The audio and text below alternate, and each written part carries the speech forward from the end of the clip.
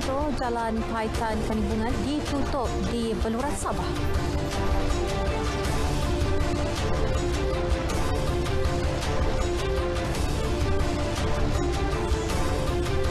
Sesi persekolahan bersemuka dan PDPR berjalan lancar.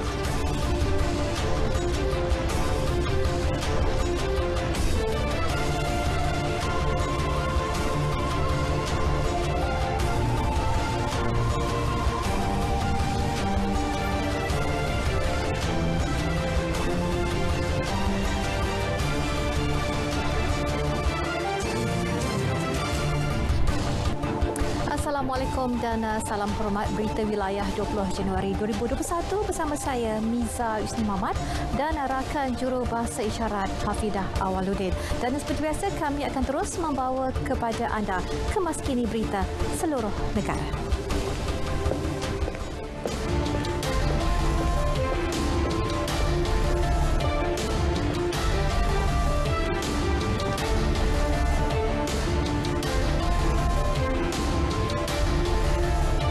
Negeri berlintas langsung yang akan dimulakan dengan Jovina Jemlajim dari RTM Sabah akan melaporkan perkembangan tanah runtuh dan banjir di negeri itu. Dan seterusnya dari Bumi Kenyalang, kita akan bersama Vanessa Mering dengan laporan mengenai peruntukan yang disalurkan kerajaan negeri bagi pengagihan bantuan bekalan makanan di bahagian Sibu. Dan akhir sekali kita akan bersama Azlina Kamarudin membawakan perkembangan dari Negeri Sembilan yang menjadikan perkhidmatan penghantaran barang sebagai sumber rezeki baru ketika PKP. Jadi terus setia bersama Berita Wilayah.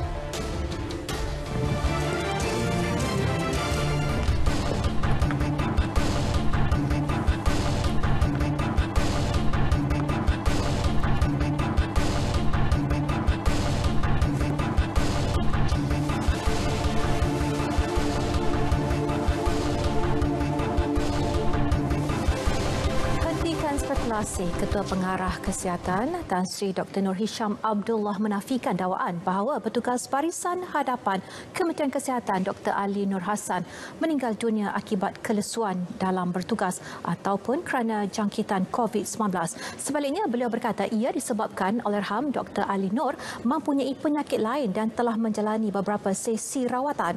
Menerusi kenyataan di laman Facebook, Tan Sri Dr. Nur Hisham turut memaklumkan keputusan ujian COVID-19 Allahyarham Dr. Ali Nur juga adalah negatif. Justru itu, beliau memohon mana-mana pihak agar tidak membuat spekulasi bagi menghormati jenazah serta ahli keluarga Allahyarham.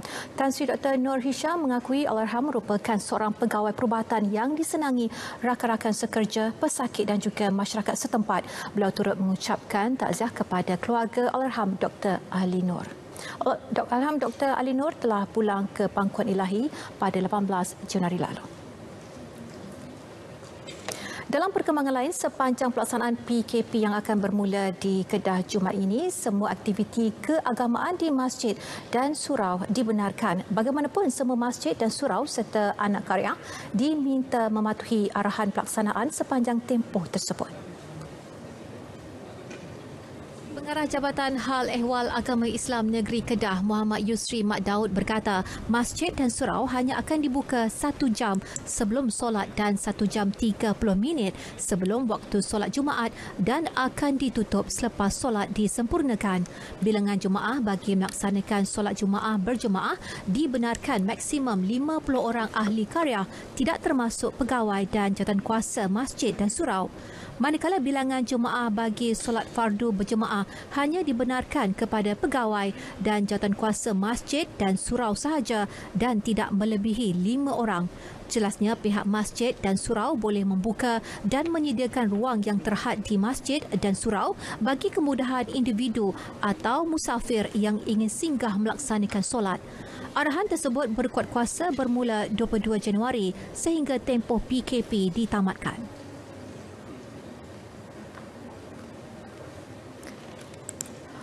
Baiklah saudara, hari pertama persekolahan bagi pelajar-pelajar yang bakal menduduki peperiksaan utama Sijil Pelajaran Malaysia SPM, Sijil Vokasional Malaysia SPVM, Sijil Tinggi Persekolahan Malaysia STPM dan Sijil Tinggi Agama Malaysia STAM. Pihak sekolah menyediakan fasiliti dan panduan persekolahan dalam mematuhi prosedur operasi standard SOP yang ditetapkan. Jadi wartawan Muhammad Amir Muhammad Ruzi ada butirannya.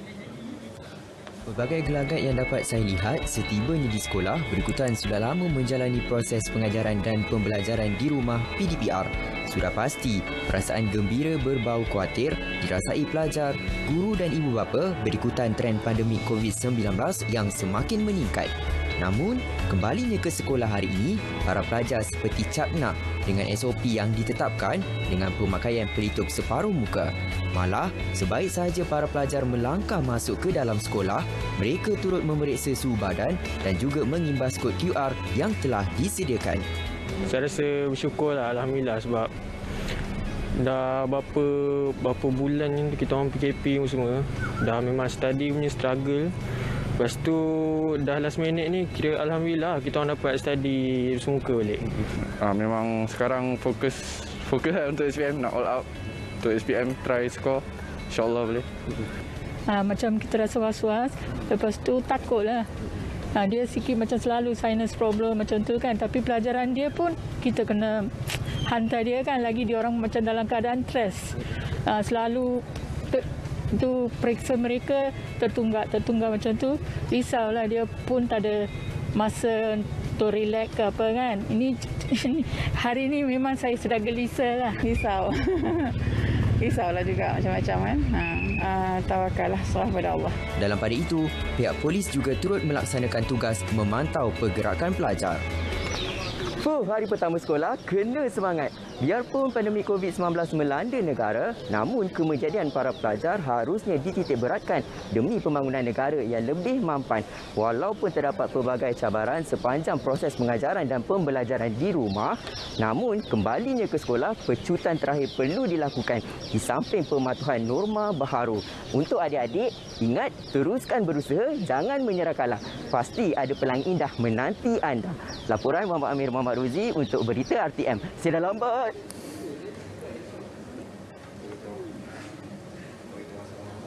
Dan saudara, hari ini semua murid tadika swasta di bawah Kementerian Pendidikan dibenarkan ke sekolah dalam tempoh pelaksanaan Perintah Kawalan Pergerakan PKP. Di Negeri Sembilan, keterujaan anak-anak kecil ini untuk kembali ke sekolah pastinya bersama pembudayaan norma baru mengikut prosedur operasi standard SOP Majlis Keselamatan Negara MKN. Tinjauan hari pertama persekolahan di Tadika Al-Anfal Taman Baro Jaya Seremban seawal pukul 7.30 pagi lagi, kebanyakan pelajar dihantar ibu bapa. Dalam tempoh PKP, ibu bapa mengambil langkah berjaga-jaga dan patuh SOP.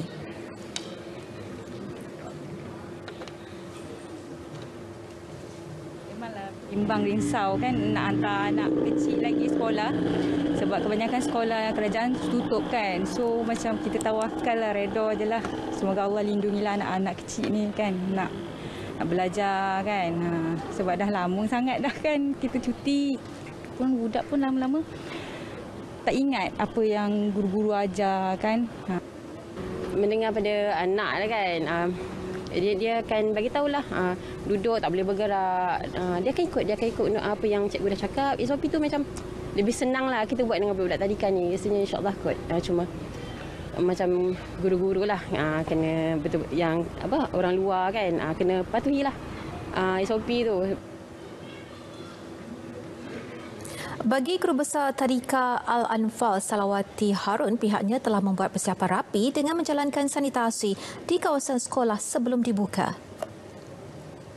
SOP ni kita ikut daripada KKM lah, daripada segi masuk dia arah lain, keluar arah lain. Lepas tu kita tengok juga pelajar dikendaki cek suhu sebelum masuk, lepas tu basuh tangan. Kita limitkan parent masuk juga ke dalam tadika ya, sebab apa? Kita takut benda-benda yang macam ni akan terjadi. Sebab lagi pun cikgu-cikgu juga akan awasi anak-anak ni, akan pantau anak-anak ni dari pergi segi barang dia semua tak boleh nak sentuh, tak boleh nak apa kan. Seramai 20 pelajar hadir ke tadika hari ini bagi mengikuti sesi persekolahan 2021. Pembukaan institusi pendidikan swasta dan antarabangsa yang berdaftar dengan KPM bagi sesi 2021 adalah tertakluk kepada kalender akademik institusi tersebut mengikut SOP MKN. Dan ini pula perkongsian guru dan pelajar yang terlibat proses pengajaran dan pembelajaran dari rumah PDPR. Ia memasuki tahun kedua pelaksanaannya susulan penularan COVID-19 dan berdasarkan pengalaman lepas, pelbagai isu dibangkitkan seperti capaian internet, pemilikan gadget dan keberkesanan pembelajaran secara dalam talian. Kita ikuti laporan yang telah disediakan wartawan Atikah Ismail. Mika, kelas nak start ni. Cepat siap.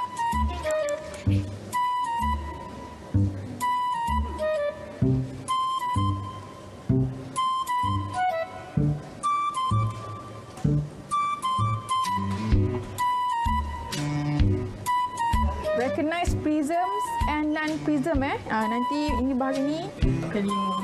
Faham tak, Mika?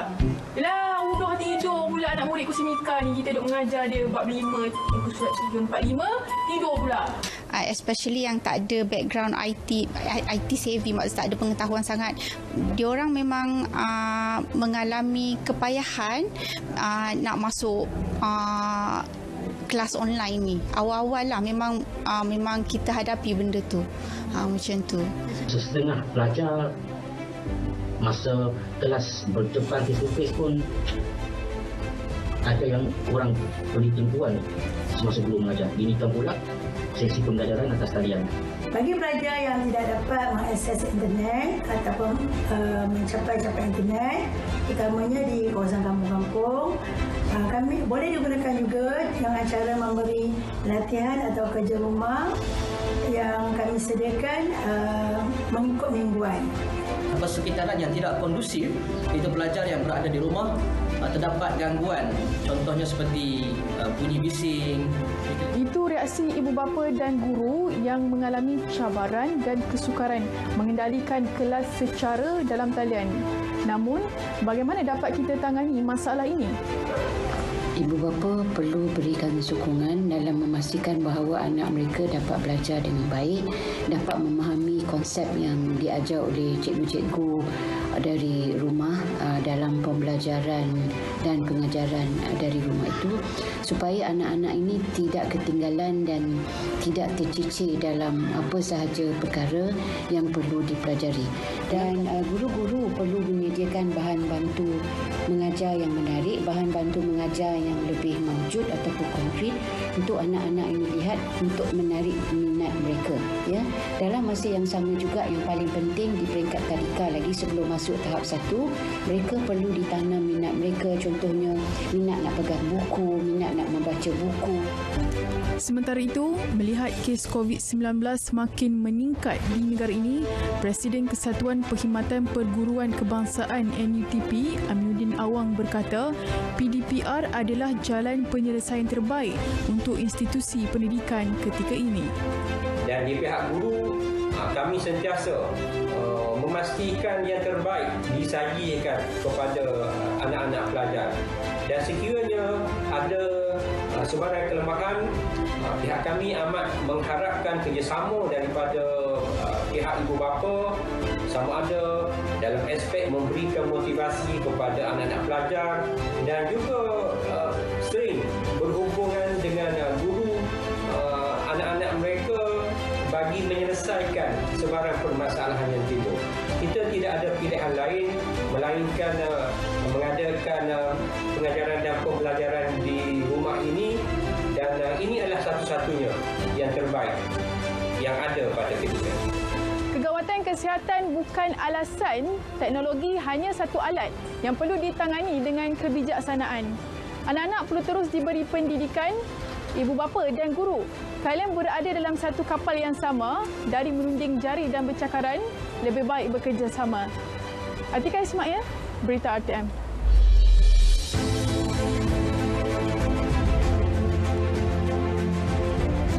Sesi pengajaran dan pembelajaran di rumah PDPR menjadi cabaran baru buat ibu bapa, pelajar dan guru bagi memastikan pembelajaran dapat diteruskan. Menurut Timbalan Dekan Pendidikan dan Pembangunan Fakulti Sains Sosial Gunaan Universiti Sultan Zainal Abidin Uniza, Profesor Mada Dr. Suhaili Abu Bakar, kaedah PDPR ini satu kaedah baru yang perlu dilalui guru dan murid seiring cabaran revolusi industri 4.0.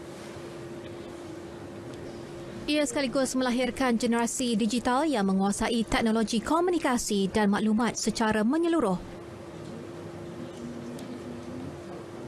Kerjasama antara ibu bapa dan juga guru amat penting dalam kita meneruskan lagi e-pembelajaran ini. Contoh kata kaedah PNP seperti Google Classroom contohnya, ataupun Google Meet, YouTube, WhatsApp dan sebagainya mungkin dipraktikkan oleh guru-guru dan juga pendidik kepada anak-anak ini.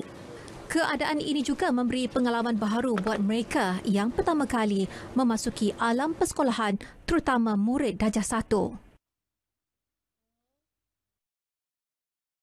Tapi itulah saya bagi tahulah dia kena belajar secara online learning kan, sebab itulah risiko pada budak-budak kan musim-musim COVID ni kan, walaupun tak pernah belajar secara online ni, tapi kena ambil lah pengalaman ni.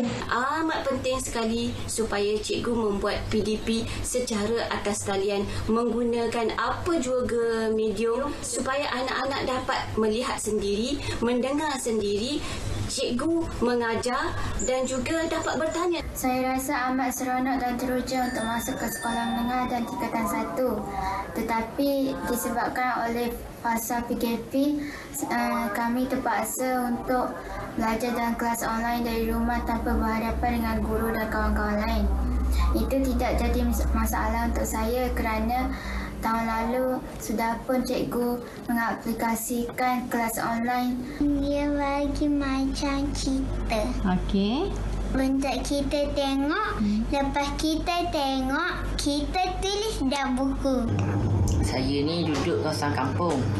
Jadi susahlah sikit untuk cari line tu. Saya kena keluar rumah untuk cari line tu. Tak ada masalah dari segi belajar dengan online, sebab ada pendadahan dah belajar dengan cikgu dalam online, sebab kawan-kawan pun semua ada telefon belaka dah. Sebab kita boleh buat kuis, kita boleh main game yang cikgu bagi. Cuma rindulah dekat kawan-kawan dengan cikgu, sebab kita kan tak boleh pergi sekolah.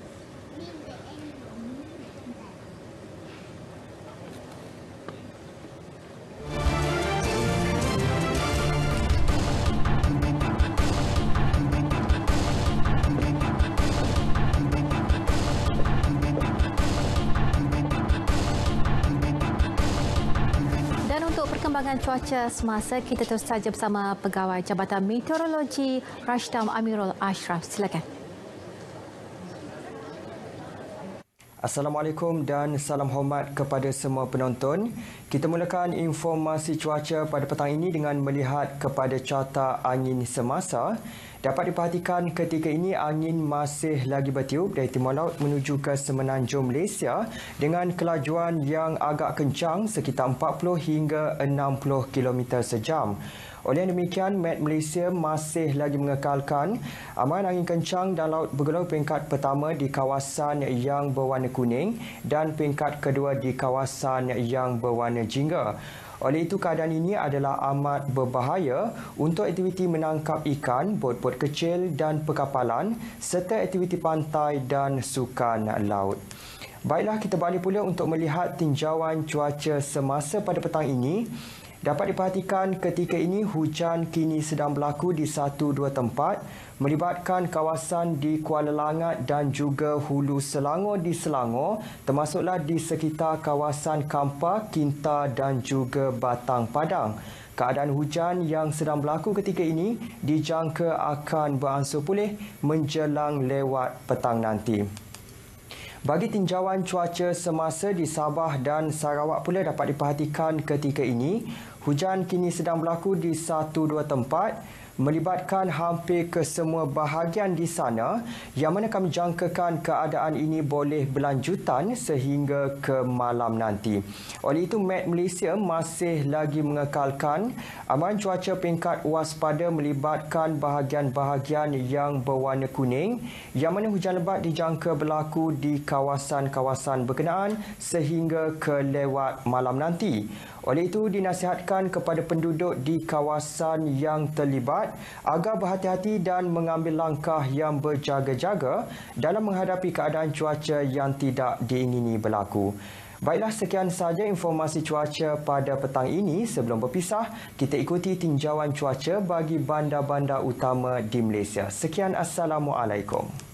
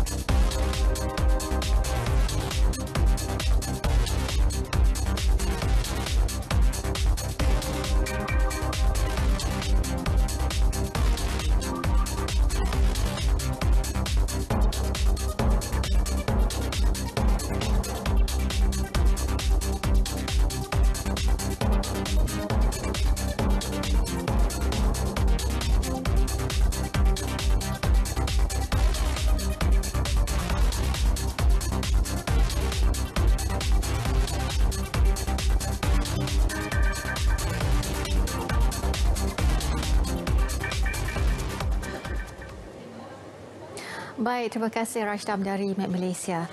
Hujan berterusan sejak 5 hari lalu menyebabkan tanah runtuh di kilometer 127.7 Jalan Paitan Kanimbungan, Beluran. Laluan berkenaan kini tidak boleh dilalui oleh semua jenis kenderaan. Pengerusi Jawatankuasa Pengurusan Bencana Daerah Kecil Paitan, Joloning, Jo Majambu ketika dihubungi RTM memberitahu kejadian pada pukul 11.30 malam tadi itu turut menyebabkan loji penapis air milik syarikat T-Match Sdn Bhd yang bertanggungjawab mengurus loji air daerah Sandakan mengalami kerosakan. Papan tanda amaran juga sudah dipasang di kawasan berkenaan. Pengguna boleh menggunakan Jalan Kota Kinabalu Lama sebagai laluan alternatif. Pemantauan selama 24 jam akan dilakukan oleh pihak konsesi. Jadi untuk mengetahui perkembangan tanah runtuh dan banjir di Sabah, kita terus saja bersama Jovina Jimlajim di RTM Kota Kinabalu dengan laporannya. Silakan Jovina. Ya, Miza, terima kasih. Selamat petang dan salam sejahtera. Tanah runtuh di kilometer 20 Jalan Ranau Tamparuli yang memusnahkan tempat letak kereta pelawat Taman Kinabalu akan dibaiki segera. Walaupun runtuhan tersebut tidak membabitkan jalan raya utama, namun ia akan dibaiki secepat mungkin demi keselamatan pengguna. Demikian menurut Timbalan Ketua Menteri yang juga Adun Kundasang Datuk Dr. Joakim Gunsalam selepas meninjau lokasi kejadian tanah runtuh berkenaan. Beliau bersyukur kerana kejadian itu tidak melibatkan kemalangan jiwa atau kerosakan harta benda kerana Taman Kinabalu kini ditutup susulan pelaksanaan Perintah Kawalan Pergerakan PKP. Runtuhan yang berlaku kira-kira 1 pagi tadi membabitkan kawasan sepanjang 150 meter dengan lebar 100 meter. Kejadian tanah runtuh ini dipercayai disebabkan hujan yang berterusan sejak beberapa hari lalu yang turut menyebabkan beberapa kawasan sekitar dilanda banjir. Sehubungan itu, Datuk Dr. Joakim mengingatkan penduduk Kundasang agar sentiasa berhati-hati khususnya ketika musim hujan kerana kebarangkalian kejadian tanah runtuh adalah tinggi. Beralih kepada perkembangan banjir di Sabah setakat 4 petang tadi. Satu lagi pusat peminahan sementara PPS ditutup iaitu PPS Dewan Bin Sulung Paitan yang sebelum ini menempatkan 48 penduduk. Kini hanya 10 PPS di 5 daerah masih beroperasi yang menempatkan 642 penduduk daripada 195 keluarga melibatkan 161 buah kampung. Jumlah penduduk yang masih ditempatkan PPS itu berkurangan berbanding 690 penduduk dari 203 kampung 12 tengah hari tadi. Berdasarkan infografik Sekretariat Jawatan Kuasa Pengurusan Bencana Negeri Sabah, Kota Belud masih merekodkan jumlah penduduk terjejas paling ramai. 4 PPS masih dibuka di Kota Belud yang menempatkan 239 orang, 217 penduduk pula berada 2 PPS di Beaufort dan 119 penduduk di 2 PPS di Tuaran. Selebihnya 41 penduduk di PPS Papar dan 26 orang di PPS Tenem. Sementara itu, risiko banjir di daerah Beaufort dijangka dapat dikurangkan selepas kerja-kerja melebar dan mendalamkan Sungai Padas dilaksana. Perbadanan Pembangunan Ekonomi Sabah SETCO dilantik untuk melaksanakan projek berkenaan.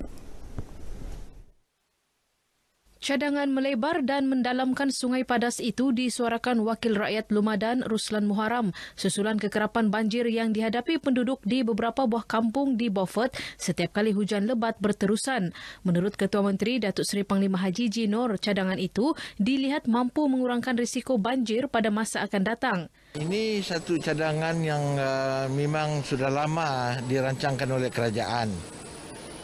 Mungkin perlu Sungai Padas ini diperdalamkan dan juga diluruskan aliran air itu. Datuk Haji Ji berkata demikian dalam sidang media selepas melawat dan menyampaikan bakul makanan serta sumbangan wang tunai kepada penduduk terjejas banjir di PPS Dewan DSP Dun Banir dan Dewan Pamusa Beaufort. Kehadiran pegawai perhubungan sekolah PPS Polis di Raja Malaysia PDRM di setiap sekolah di Sabah melancarkan hari pertama sesi kemasukan pelajar ke sekolah hari ini. Sesi persekolahan mula dibuka kepada pelajar yang mengambil peperiksaan utama bagi tahun 2020 yang tertangguh susulan penularan pandemik COVID-19. Ketua Jabatan Pencegahan Jenayah dan Keselamatan Komuniti KJPJKK Kontijen Sabah, Datuk Ahmad Fazilah Muhammad berkata, sekurang-kurangnya 2 pegawai polis ditempatkan di setiap sekolah yang dibuka untuk membuat pemantauan. Katanya selain memantau pematuhan SOP PKP, pegawai polis terlibat juga turut menjadi penasihat kepada pihak sekolah dan pelajar berhubung perkara berkaitan jenayah. Kita memberi cara bagaimana untuk mencegah jenayah. Kalau kita lihat daripada kesalahan-kesalahan yang dibuat, banyak kan lebih kepada disiplin sekolah. Ya, ada yang bunting dan tidak mematuhilah peraturan-peraturan sekolah. Datuk Ahmad Fazilah berkata demikian kepada pemberita dalam program First Day at School bersama KJPJKK Kontijen Sabah di SMK Jalan Apas di Tawau.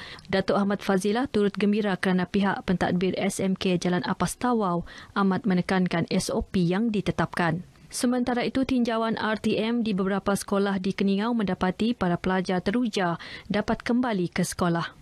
Sebelum ni kami belajar di rumah secara online dan kami ke sekolah mengikut SOP yang telah ditetapkan. Saya berasa gembira kerana dapat ke sekolah hari ini kerana kami tidak lama lagi akan menduduki SPM. Bagi saya bermula sekolah ni penting sebab kalau belajar dalam talian kadang-kadang banyak gangguan. Harapan untuk kawan-kawan seperjuangan supaya dapat kasih putus rantaian COVID-19. Manakala di Kota Kinabalu, kadar pematuhan prosedur operasi standard SOP hari pertama pembukaan sekolah memuaskan. Ia berdasarkan pemantauan pihak polis di 24 buah sekolah menengah sekitar Bandaraya Kota Kinabalu. Menurut Ketua Polis Daerah Kota Kinabalu, ACP Habibi Majinji, pihak sekolah dan pelajar mematuhi SOP yang dikeluarkan Kementerian Kesihatan Malaysia sebagai usaha mengelak penyebaran wabak COVID-19 di sekolah. Ada 20 sekolah kerajaan dan 4 sekolah swasta. Secara keseluruhannya amat memuaskan dan mematuhi. Seperti mana yang kita lihat tadi pagi, sebelum pelajar sekolah ini masuk, mereka telah diperiksa suhu badan, memakai hand sanitizer dan memakai mask 100%. Beliau berkata demikian kepada pemberita media selepas memantau tahap pematuhan SOP di Maktab Sabah Kota Kinabalu. Baik, sekian berita dari Sabah petang ini dan saudara jangan lalai terus patuhi SOP yang ditetapkan. Kita mesti menang. Dengan itu kita kembali semula bersama Miza di Angkasa Puri. Silakan. Baik, terima kasih Javinia. Saudara, di Sarawak antara fokus hari ini RM5.1 juta diperuntukkan disalurkan kerajaan negeri bagi pengagihan bantuan bekalan makanan di bahagian Sibu. Jadi untuk perinciannya langsung dari studio RTM Kuching kita terus saja bersama Vanessa. Silakan Vanessa.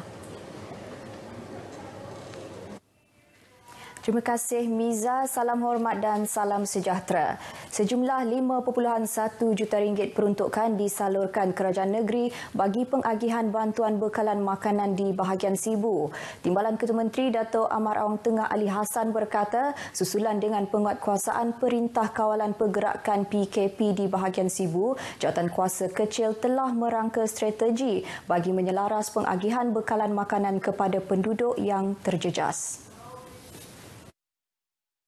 Jelas Dato' Amar Awang Tengah, PKP yang sedang dilaksanakan di bahagian Sibu selama 2 minggu bermula 16 Januari hingga 29 Januari ini merangkumi 3 daerah iaitu Sibu, Selangau dan Kenawit serta 11 kawasan Dewan Undangan Negeri yang terjejas. Kerajaan negeri telah pun memutuskan untuk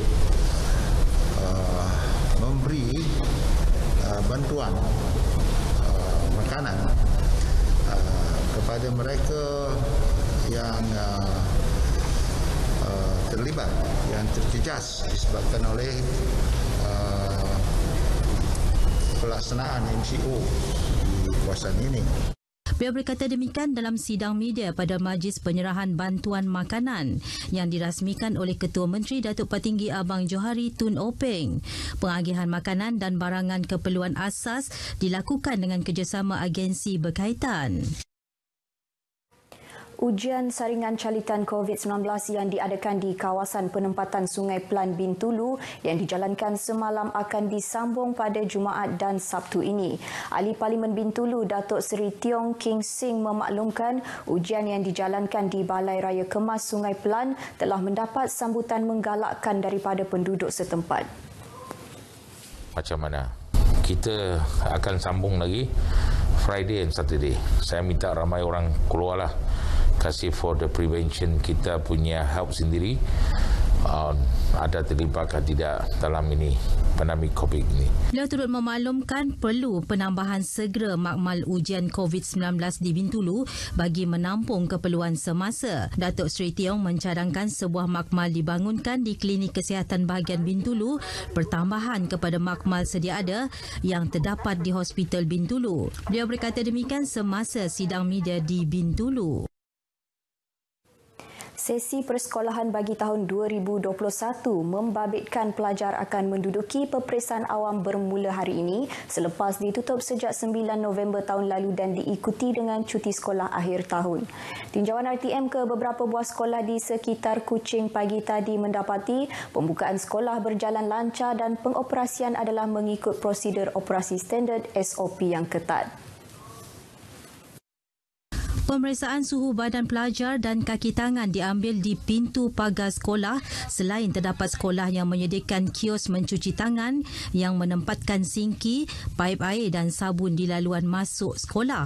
Kementerian Pendidikan dalam kenyataan media pada 16 Januari lepas memaklumkan hanya pelajar yang akan menduduki peperiksaan CJ Pelajaran Malaysia, CJ Tinggi Persekolahan Malaysia, CJ Tinggi Agama Malaysia dan Diploma Vokasional Malaysia tahun 2020 serta peperiksaan antarabangsa yang setara mengikuti sesi persekolahan secara bersemuka mulai hari ini, manakala murid atau pelajar lain melalui kaedah pengajaran dan pembelajaran di rumah mengikut kesesuaian. Banjir di Sarawak pulih sepenuhnya selepas dimaklumkan Pusat Pemindahan Sementara PPS di Sekolah Kebangsaan Tanah Putih di daerah Serian iaitu PPS terakhir ditutup pada pukul 2 petang tadi. PPS SK Tanah Putih sebelum ini menempatkan seramai 309 penduduk terjejas melibatkan 93 keluarga di daerah tersebut sejak Khamis minggu lepas. Laporan Jawatan Kuasa Pengurusan Bencana Negeri JPBN memaklumkan seramai 4,781 penduduk terjejas banjir daripada 1,273 keluarga dipindahkan ke 59 buah PPS di 6 buah daerah iaitu daerah Kuching, Baut, Semarahan, Simunjan, Serian dan Miri. JPBN turut memaklumkan PPS pertama dibuka sejak banjir melanda negeri ini ialah pada 12 Januari lalu iaitu PPS Dewan Kampung Betong Kenawit Serian yang telah menempatkan 21 penduduk terjejas daripada 6 keluarga. Perasaan gelisah dan berserah pastinya bercampur baur setiap kali memikirkan untuk membuat pembayaran pinjaman Perbadanan Tabung Pendidikan Tinggi Nasional PTPTN khususnya ketika pandemik COVID-19 dan juga bencana banjir di Sarawak. Walaupun ia satu tanggungjawab yang wajib dilaksanakan, sedikit sebanyak lanjutan moratorium pembayaran PTPTN sehingga Mac depan yang diumumkan oleh Perdana Menteri Tan Sri Muhyiddin Yassin pastinya memberi kelegaan kepada golongan muda lepasan universiti. Bagi peminjam PTPTN pula yang terjejas akibat wabak COVID-19 dan bencana banjir, mereka boleh memohon moratorium bayaran balik pinjaman PTPTN selama 3 bulan. Permohonan penangguhan boleh dibuat sehingga 31 Mac.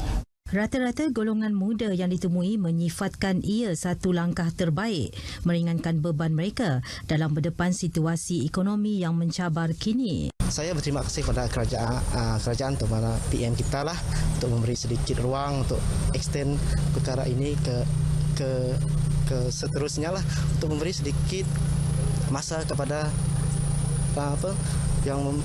yang ada hutang kepada PTN untuk membayarnya, melangsaikan hutang.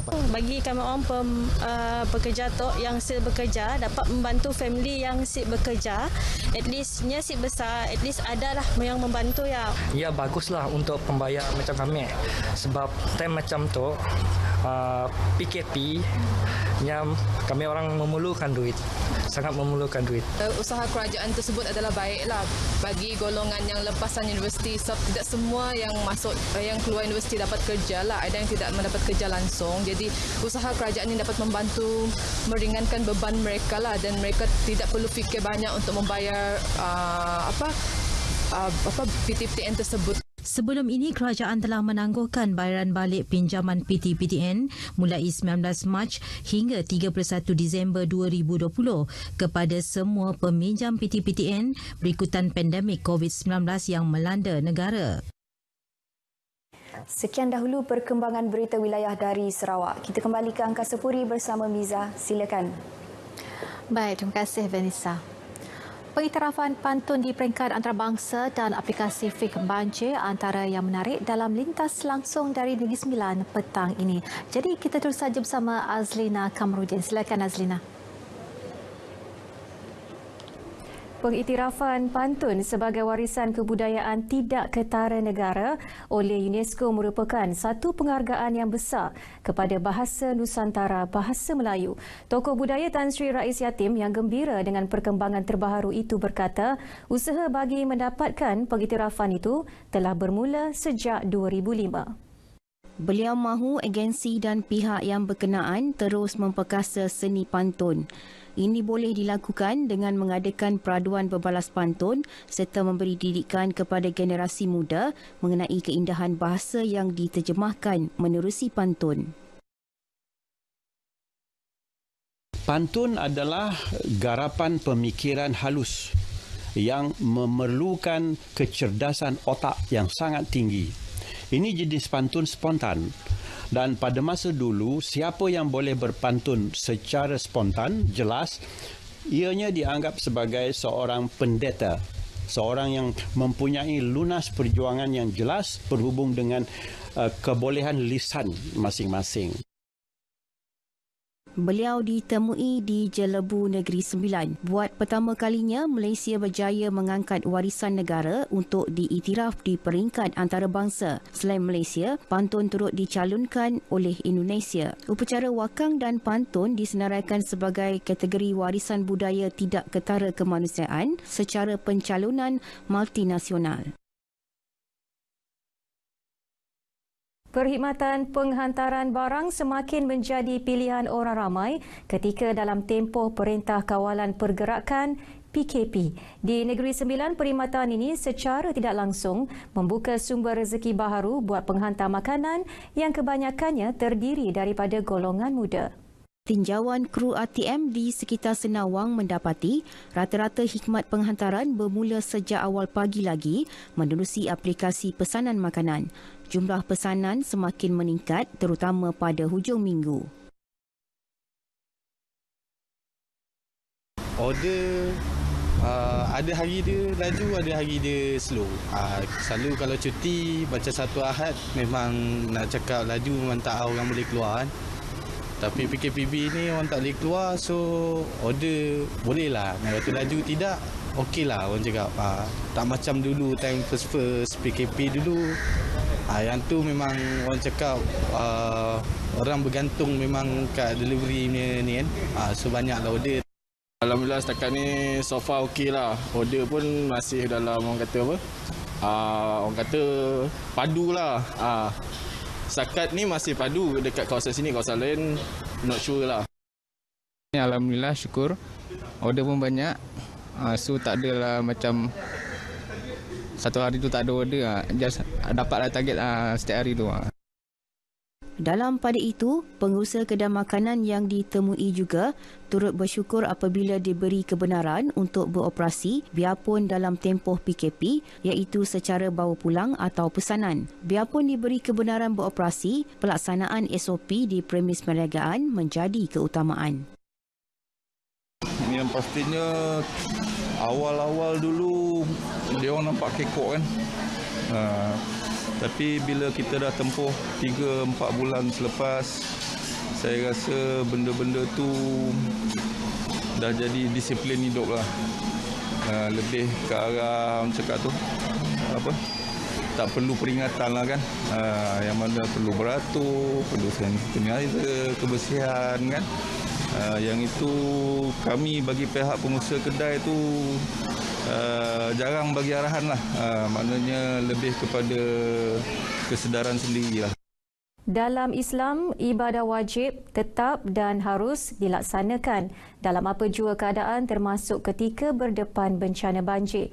Bagaimanapun, Islam mempermudah pelaksanaannya menerusi pelbagai kaedah dan pendekatan hingga tiada alasan untuk umatnya melakukan ibadah wajib.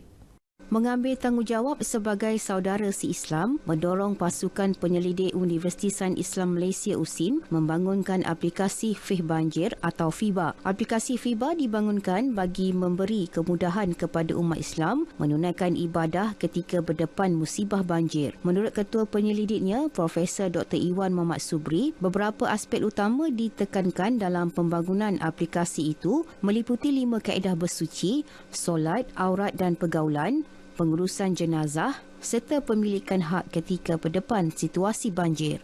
Garis panduan itu bukan hanya dikhususkan kepada penduduk terjejas banjir sahaja, tetapi juga memberi manfaat kepada sukarelawan yang terlibat. Jadi, isu-isu fiqh yang berbangkit di pusat pemindahan ini antaranya adalah berkenaan dengan bab bersuci, kan, iaitu bagaimana umat Islam yang berada di pusat pemindahan boleh ataupun tidak untuk berwudu, mandi wajib dengan air banjir itu sendiri. Penyelidikan FIBA dijalankan bermula tahun 2014 dan dilancarkan pada 2017. Aplikasi FIBA boleh dimuat turun daripada aplikasi Play Store Android secara percuma di telefon pintar. Sekian paparan dari Negeri Sembilan. Kembali ke Angkasa Puri. Baik, terima kasih Adlina. Banjir di Pahang pulih sepenuhnya. Jawatankuasa Pengurusan Bencana Daerah Pekan dalam kenyataannya memaklumkan kesemua pusat pemilihan sementara PPS yang dibuka di negeri itu telah ditutup dengan yang terakhir pada pukul 2 petang tadi.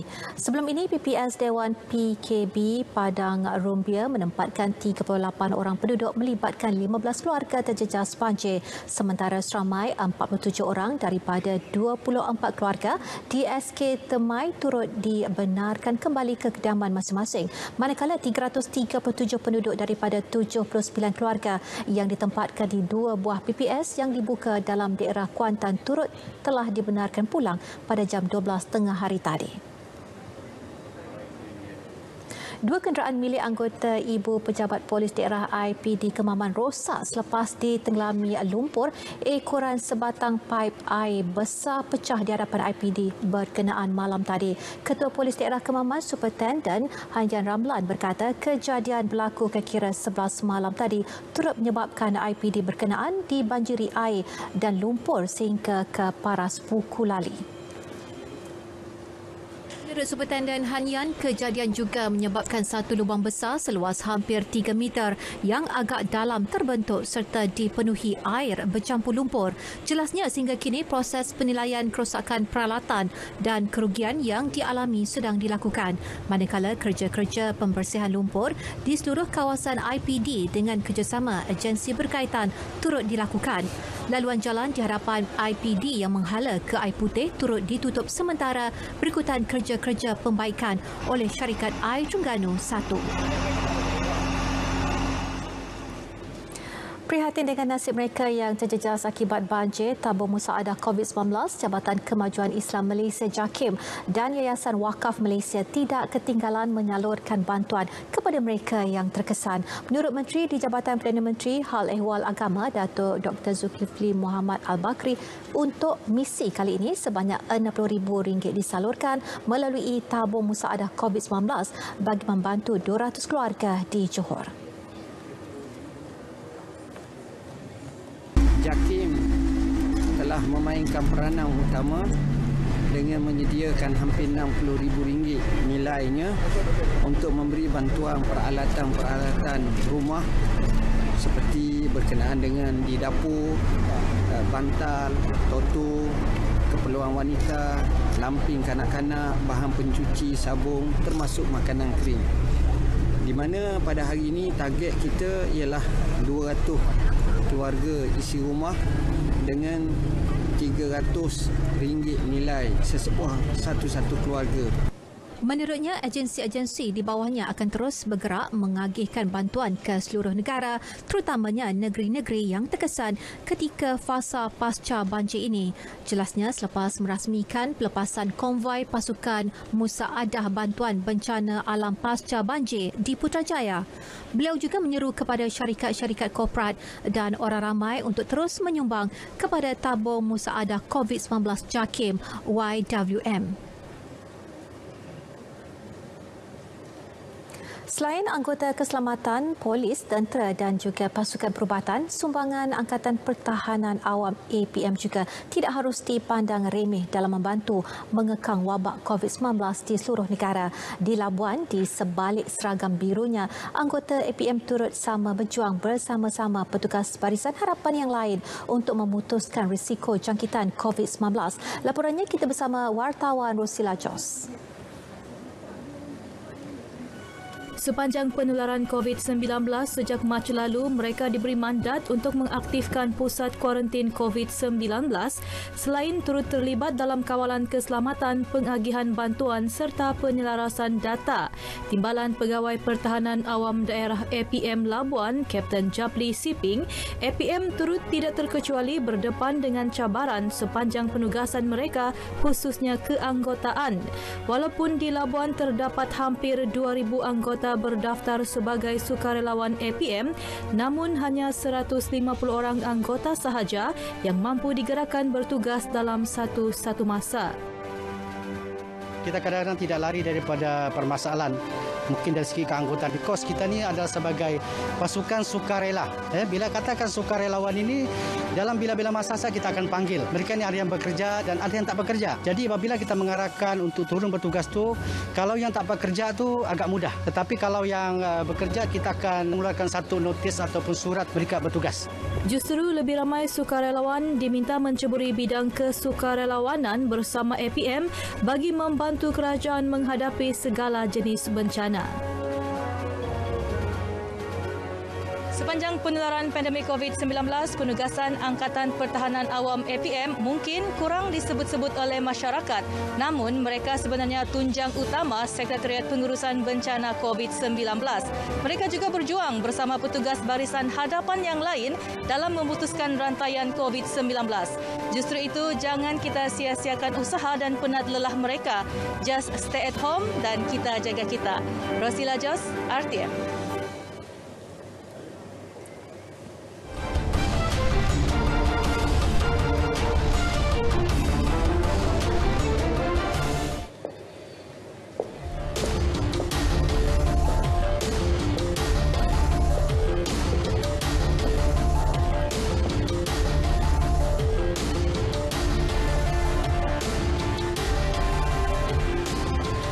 Jurulatih Harimau Malaya Tan Chee Ho menyambut baik kebenaran yang diberikan kerajaan kepada skuad kebangsaan untuk menjalani kem latihan pusat secara kuarantin. Menurut Cheng Ho, kem latihan pusat ini amat penting sebagai persiapan menghadapi dua aksi kelayakan Piala Dunia 2022, Piala Asia 2023 pada Mac ini. Jelas Cheng Ho, kebenaran itu memberi kelegaan kepadanya dalam misi mempersiapkan pasukan menjelang dua aksi penting menentang Emirat Arab Bersatu UAE dan Vietnam Mac nanti. Beliau juga akan berbincang dengan FAM bagi memastikan kem latihan pusat itu dapat dijalankan mengikut prosedur operasi standard SOP yang telah ditetapkan. Sementara itu, Kapten Harimau Malaya Aidil Zafwan Abdul Razak berkata kebenaran itu akan dimanfaatkan sepenuhnya oleh semua pemain bagi meningkatkan prestasi. Tambahnya, Malaysia akan ketinggalan lebih jauh jika tidak dibenarkan berlatih berbanding UAE, Vietnam dan Thailand yang telah turun berlatih lebih awal. Skuad Harimau Malaya dijadual menentang UAE dan Vietnam bagi aksi kumpulan G pada 25 dan 30 Mac depan. Persatuan Bola Sepak Malaysia FAM disaran menjadi badan pengelola atau pemantau kepada kejohanan sukan elektronik e-sukan FIFA 21 di Malaysia. Ia bagi memastikan komuniti permainan itu dapat menyertai liga dan kejohanan FIFA 21 yang rasmi serta diiktiraf oleh FIFA dan EA Sports sekaligus mengumpul mata untuk layak ke kejohanan peringkat antarabangsa. Pemilik Games Bond yang juga pengajur kejohanan tempatan, Fazli Razak berkata mata itu penting bagi pemain tempatan untuk layak beraksi di pentas antarabangsa termasuk FIFA E-Club World Cup, FIFA E-World Cup dan FIFA E-Nation Cup. Untuk kita melangkah lebih jauh, kita haruslah juga melihat kepada official event yang mana macam kita akan lakukan bersama MFL iaitu EMFL. Untuk kejohanan peringkat kebangsaan kita ada bersama FAM. So kejohanan-kejohanan ini dapat membantu pemain itu melangkah lebih jauh dan bukan sekadar menjadi jago kampung. Beliau berkata demikian secara eksklusif kepada RTM di Kota Damansara. Menurutnya, kejohanan E-Malaysian Football League pada edisi akan datang bakal menawarkan kelayakan secara automatik bagi slot Asia kejohanan FIFA E-World Cup. Pihaknya juga bakal berkolaborasi bersama FAM bagi membentuk sebuah pasukan e-sukan kebangsaan untuk beraksi di FIFA E-Nation Cup pada tahun ini.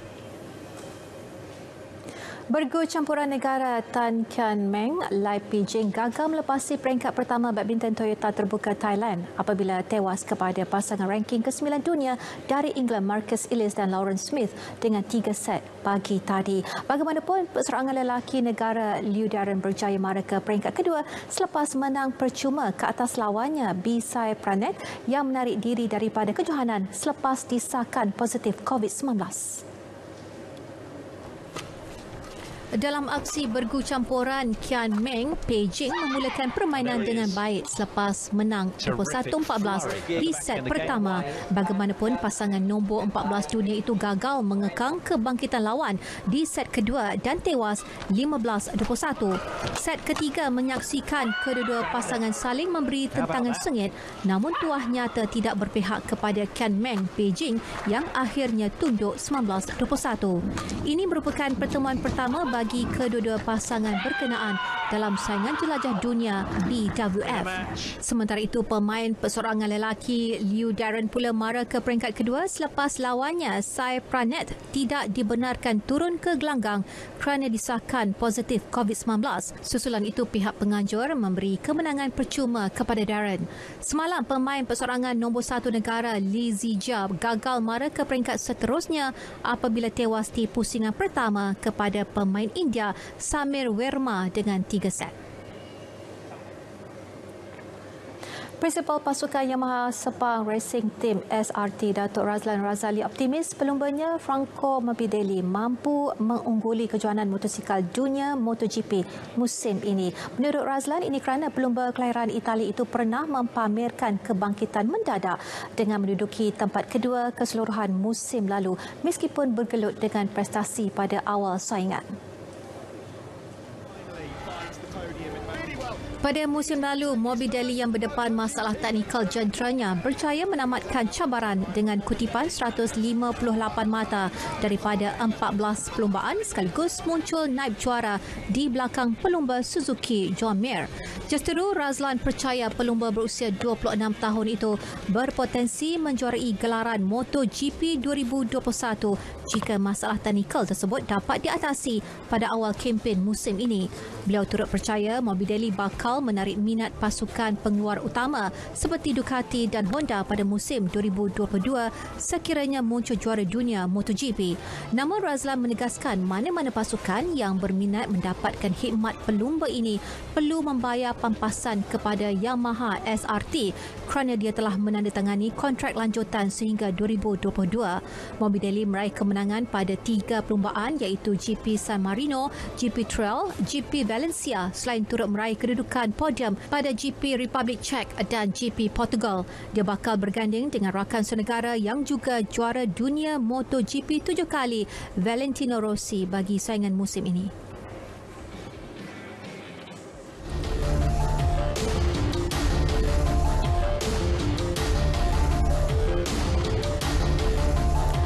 Pada hari pertama persekolahan dan bagi pengajaran dan pembelajaran dari rumah PDPR. Berita RTM hari ini membuat tinjauan di beberapa buah sekolah di negeri-negeri dan mendapati sesi pembelajaran sama ada bersemuka mahupun PDPR secara dalam talian. Bukan masalah untuk meneruskan persekolahan dan apa yang lebih utama, pelajar dan juga guru yang bertugas saling bekerjasama dalam mematuhi SOP. Di Melaka, pelaksanaan PKP tidak mematahkan semangat pelajar untuk hadir ke sekolah sebagai persediaan menghadapi peperiksaan utama.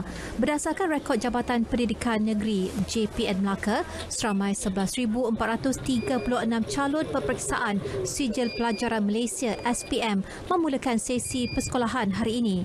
Manakala calon Sijil Vokasional Malaysia SVM seramai 305 orang, calon Sijil Kemahiran Malaysia SPM 303 orang, calon Sijil Tinggi Persekolahan Malaysia STPM 1,225 orang, calon Sijil Tinggi Agama Malaysia STEM 103 orang dan calon Diploma Vokasional Malaysia DVM seramai 458 orang. Ini pula di Pulau Pinang, sesi persekolahan yang dibuka bagi 33 sekolah menengah di daerah seberang Perai Utara SPU pagi tadi berjalan lancar. 67 pegawai Perhubungan Polis Diraja Malaysia PDRM ditugaskan memantau pematuhan SOP di semua sekolah berkenaan. Telah pun diarahkan untuk turun padang, turun melawat sekolah-sekolah ni, menyambut murid-murid tingkatan 5 dan 6 ni kembali ke sekolah. Dan juga selain daripada menyambut dan melihat kita pegawai-pegawai perhubungan sekolah juga akan membuat pematuhan SOP. Hampir 10,000 pelajar yang bakal menduduki peperiksaan SPM, SPVM dan STPM memulakan sesi persekolahan. Di Perlis, ramai lebih 3,600 pelajar di Perlis memulakan sesi persekolahan 2021 bagi persiapan untuk menduduki peperiksaan SPM dan STPM. Dan kita di pihak ibu bapa sebenarnya dalam kebimbangan, tetapi kita terpaksa mengambil ini sebagai satu inisiatif untuk membantu calon-calon peperiksaan ini menghadapi peperiksaan mereka dengan cemerlang. Dan kita penuh yakin dengan usaha yang dibuat oleh pihak kerajaan ini, khususnya Kementerian Pendidikan Malaysia, dalam memastikan pelajar-pelajar, khususnya anak-anak kami semua, terjaga dari segi keselamatannya. Di Kedah, seramai 32,386 pelajar memulakan sesi persekolahan hari ini. Esko Agama, Pendidikan dan Sumber Manusia Negeri Kedah, Datuk Najmi Ahmad berkata ia melibatkan 25,876 calon SPM, 3,053 calon STPM semester 1 dan 3,095 calon STPM semester 3. Selain itu, 362 calon peperiksaan sijil tinggi agama Malaysia STEM. Daerah Kuala Muda, Yan mencatat jumlah calon peperiksaan awam paling ramai iaitu 9,063 orang. Datuk Najmi membuat tinjauan di Sekolah Menengah Kebangsaan Datuk Syed Omar Alustar pagi tadi. Selain sekolah kerajaan turut dibuka hari ini adalah sesi persekolahan swasta. Berita RTM meninjau pembukaan sekolah swasta Sri Seremban di Jempol Negeri Sembilan. Kita nak menjamin dari segi keselamatan semua warga sekolah, baik murid-muridnya, guru-gurunya serta juga ibu bapa yang akan terpaksa ke sekolah untuk menguruskan pembelajaran anak mereka. Dari awal lagi, dari tahun lepas lagi, memang banyak cabaran sebabnya kelas terpaksa secara bersemuka dalam talian. Jadi mungkin di situ terdapat pelajar yang ada kekurangan, ada sebuah masalah di situ. Tapi Alhamdulillah atas inisiatif sekolah, banyak jugalah perubahan yang dia boleh buat, satu-satu diperbaiki untuk menolong semua pelajar. Baiklah saudara, laporan itu tadi mengakhiri berita wilayah hari ini. Sentiasa mengimbas My Sejahtera di lokasi yang anda tujui dan bersama-sama kita cegah penularan COVID-19 kerana kita masih belum menang. Dengan itu, Assalamualaikum dan salam hormat.